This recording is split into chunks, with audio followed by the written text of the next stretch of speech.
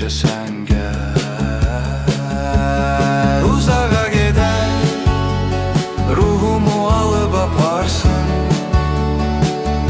Kim bilər, sənsiz necə dayansın.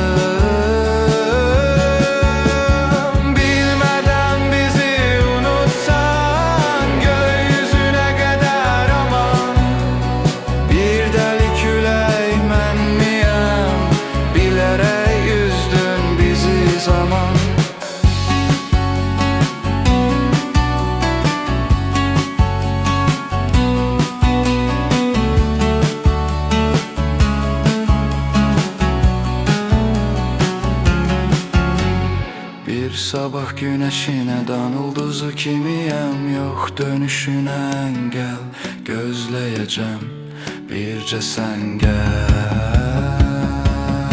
Uzağa gedər, ruhumu alıb aparsın. Kim bilər, sənsiz necə dayansın.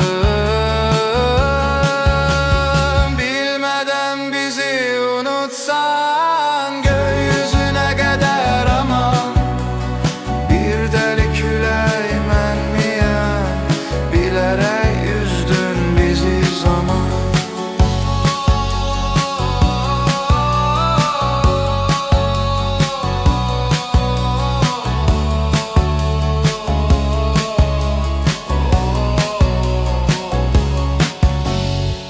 Kimsəyə yaşatmam nağıllar kimi, yuxuma buraxmam gülümdən özgəsin.